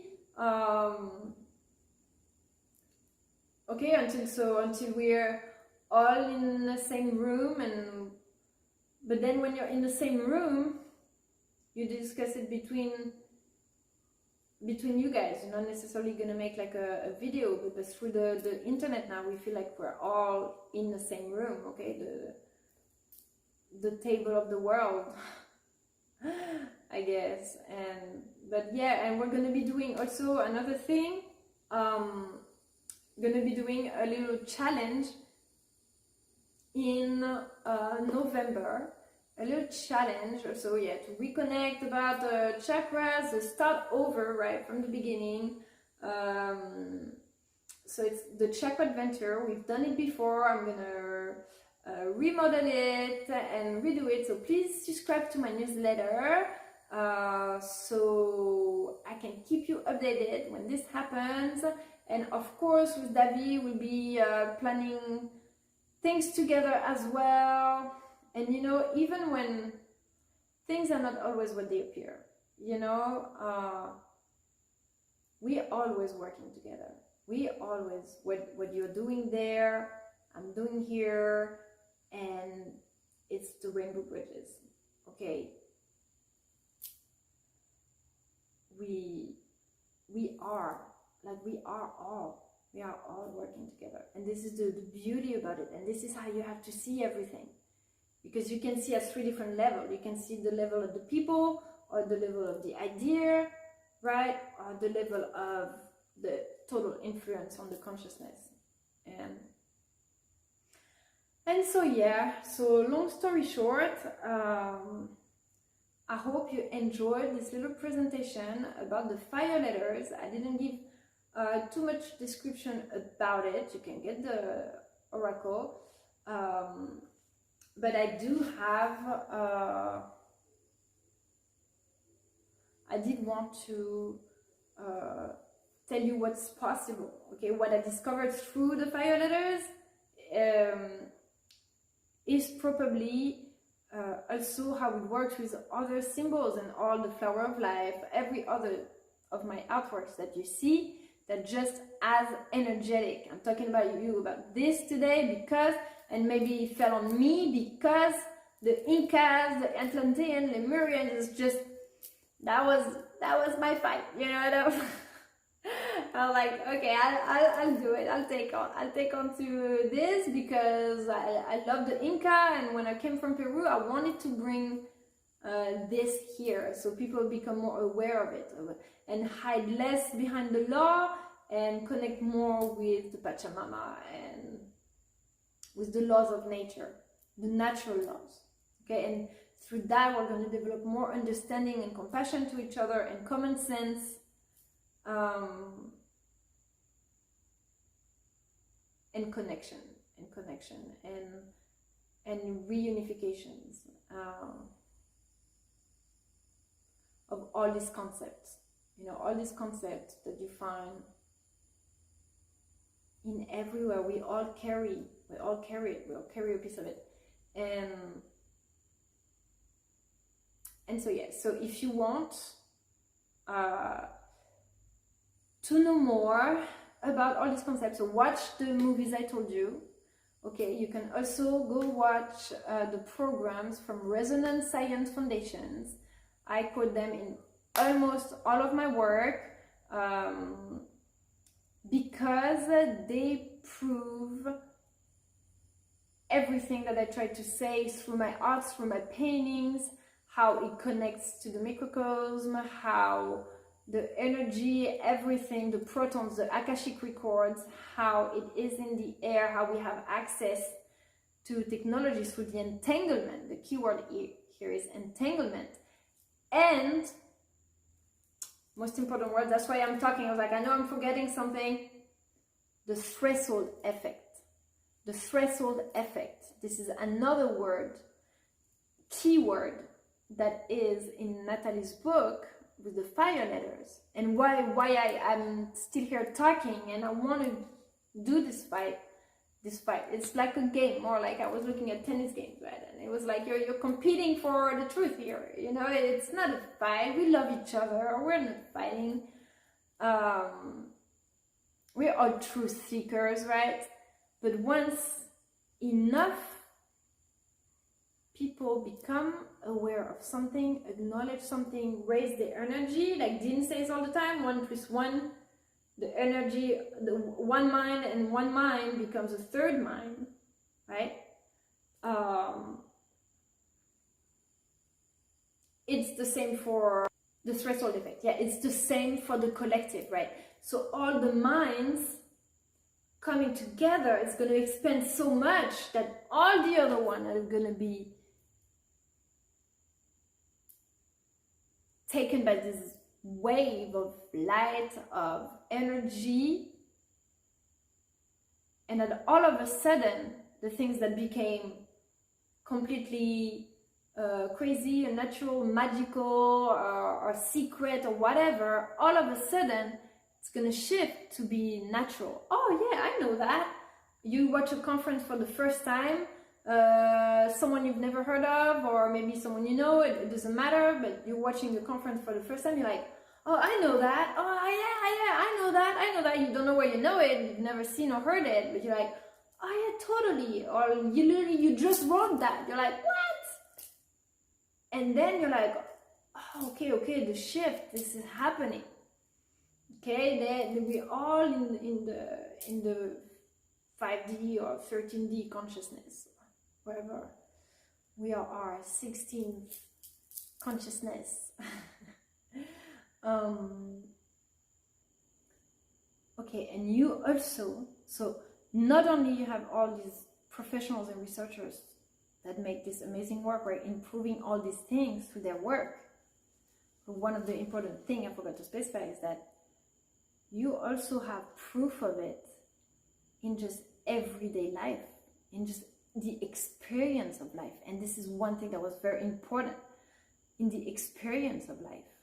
Okay, so for example, this painting that's right behind me, or some patterns I was creating, and that you realize you have such deep connection and stories happening at the same time, how we are all evolving together. But when you have proof of it, literally things happening simultaneously, then you're like, okay, there's no other way that we are connected. Like, there is no other way. It's just incredible. And so yeah, but you see, I would have to go into like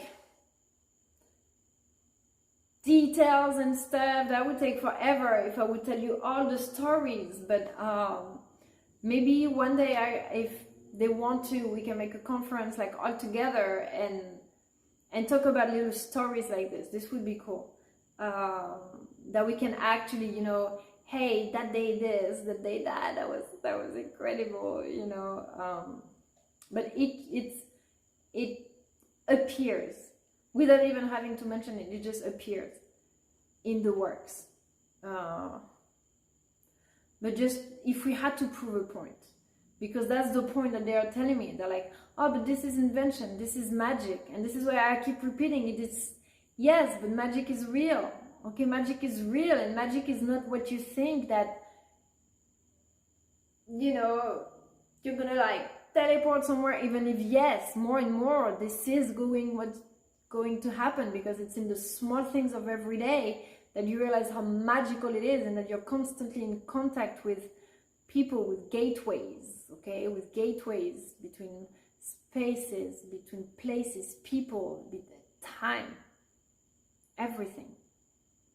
Okay, through the crystals, through the colors, through the paintings, the shapes, everything. The geometry is encoded into everything that is around us. Okay, it's encoded within you. It's when you have it in a painting in front of you, it responds, awakens certain codes that you have within. Okay, not just the fire letters, the geometry, the colors and everything. You get the point. So the threshold effect, and this is why I'm like, we can't let these letters vanish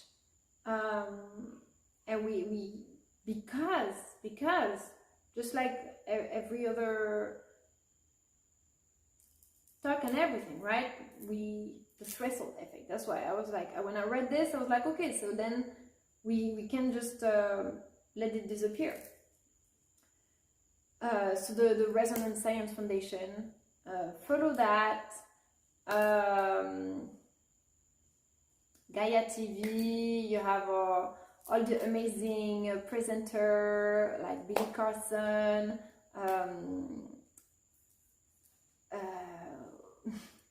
Matthias Estefano, I was going to say Stefan, Matthias Esteban, my son is called Esteban. It's funny how it's linked also, you know, with the names. You see, we have this common root, okay? Just like with Dean, my mentor. I know that, you know, he was from Italy before, and my grandpa's from Italy. I'm like, okay, you know that somewhere from far in the genetics, we are from the same root, and we are from the same family. You know, one of my friend, Marisela Mendoza, she's in California. She has her page, Healing with Numbers, Healing with Love. And like the first time I met her, I kept following her posts. I was like, oh my gosh, I'm so connected to this person. Everything she says, she's always on point. And then she started commenting on my stuff. Oh my God, I can't believe the synchronicities and stuff like that. And then we started talking, and we have the same name, Mendoza. And we're like, what? Even though it's my married name, but that was just funny how we're sisters, but we have the same names, and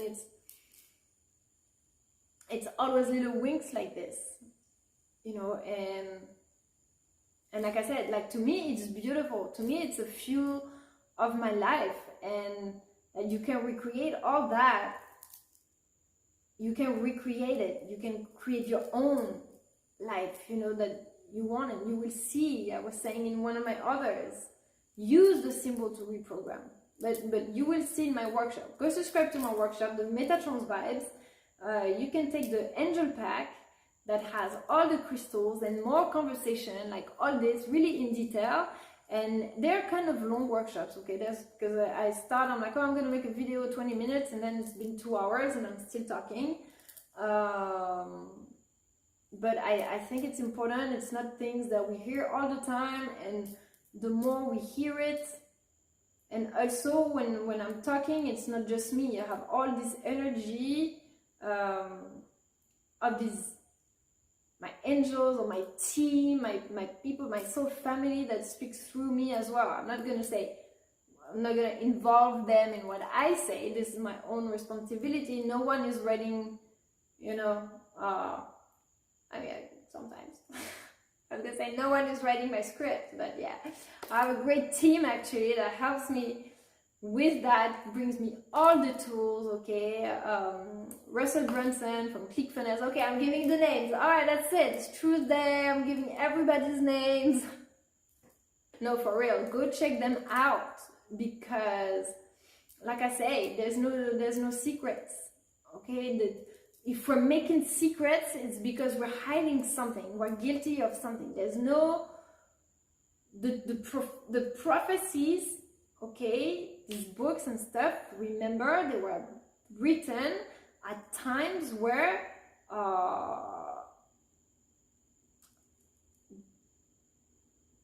culture was different. Okay, the culture was different, and the people were not as, they were the initiates. Okay, they were the initiates, and then, of course, I think they were trying to spread these teachings to the people, but with the internet nowadays, we have a lot of access to a lot of more knowledge really quickly, so everyone can access this, and through some ways of repetition and hearing it and talking and communication, become more aware of it than at a time where we've been with our doctrines for centuries and centuries and the same books and the same things. Can you believe that at my school, where I was with my best friend when we were 6, her kids nowadays, right? She's still at the same school. Her kids, they're learning the same poetry, the same program, the same thing, right? And she was like, oh my God, I can't believe they're still learning this poésie, Jacques Prévert, you know,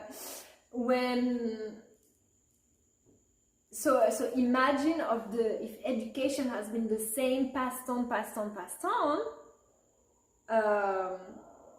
and the people who were not educated, they didn't have this access to so much knowledge. So you would, if they had been indoctrinated in some truths, imagine how hard it would be to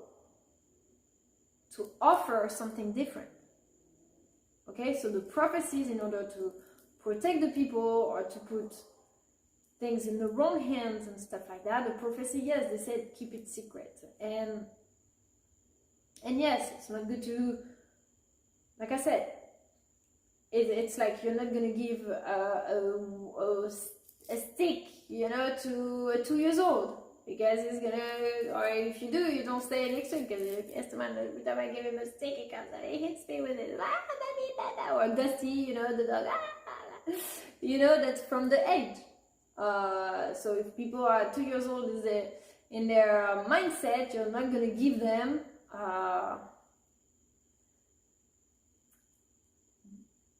like a magic wand before you're sure that they know they're gonna do great things with it. Okay, so, but I think also trusting people.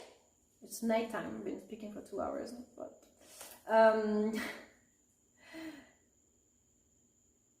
trusting people, not thinking that people are dumb. Okay, trusting people and showing them that they're able is what lights up the faith in themselves. Okay, if it's like the rice experiment, tell a rice, you know, or tell someone, oh, you're dumb, everything you do is bad, whatever, you can be like, sure, well, I'm bad, okay, well, I'm gonna do bad things, I'm horrible, okay, you are there, I'm horrible, you know. If you have someone who's like, my God, everything you're doing, this is awesome, like, keep doing it. Of course, when they challenge you, it's what makes you grow. Okay, once you reach a point that you take the challenge as an opportunity to grow, this is also exceptional. This is exceptional, without this first trigger of being like, oh, okay, but for the collective, yeah, we have to trust in the people, and trusting in the people is not stop the dissimulation, or talk openly about, more openly, in a more easy way that's not so mysterious, so we can go further. And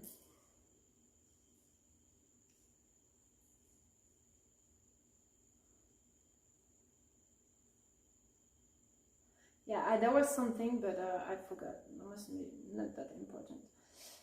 Yes. But anyways, that was a lot.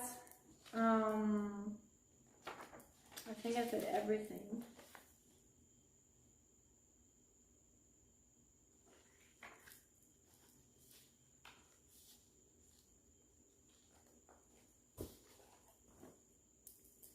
Okay, so maybe, and so what I hope after this story is that I will be able to introduce you with, because she doesn't want to talk about the fire letters at all. So right now I'm kind of like, do I want to show them, talk about it, you know, like, I also respect her, what she's asking for, you know. But so hopefully after that, we'll come to an agreement and I'll be able to introduce you more of the work. And she's a great writer as well. To me, she's a genius. So yeah, I have her books. I learn a lot.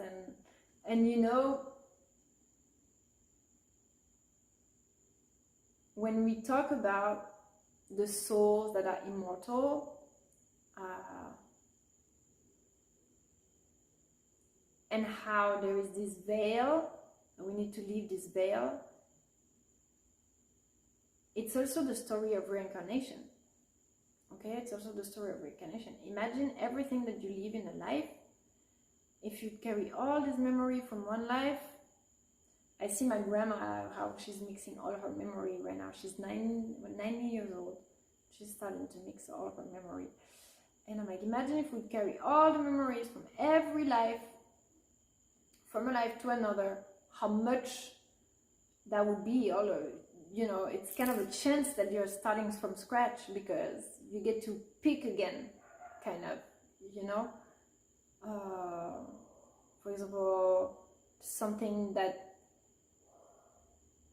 traumatizes you, or something you see on TV or whatever, it's going to break your trust for all the rest of your life. Or you're scared of a dog, and like you're going to be scared of, you know, let's say you got bit by a dog when you were a kid, and then you're going to be scared of dogs all of your life. Okay, so then you can see this kind of stuff keep on going from a life to another. There are fears. I know my dog, he has fears, and I'm like, where does this come from? It's not from this life. He hasn't been traumatized like that from that. And they're passing on to. But so yeah, it talks also about the soul, how the soul is eternal, and you come back to play a different story, a different book, you know. But anyways, I'm tired. It's a 2 hours video. I've talked a lot. It's nighttime. But yes, I'm excited. I'm excited to actually talk about this stuff. To start the new chakra adventure soon. That there is a community here in Jacksonville that's interested in this knowledge, that we can make bridges between the countries, open discussions,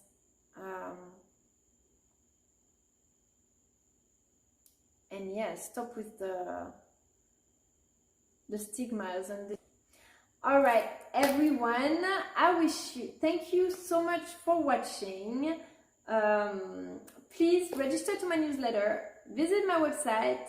In January we are going to start workshops again, real place, real life here. You'll be able to get inspired by the paintings and stuff like that, but I will make a new video because it's kind of far. I'm still preparing among other projects. So newsletter, please get some art or get some workshops, make some art, send me pictures, and I will see you soon, guys. Have a great evening and thank you for watching. Love you. Bye bye.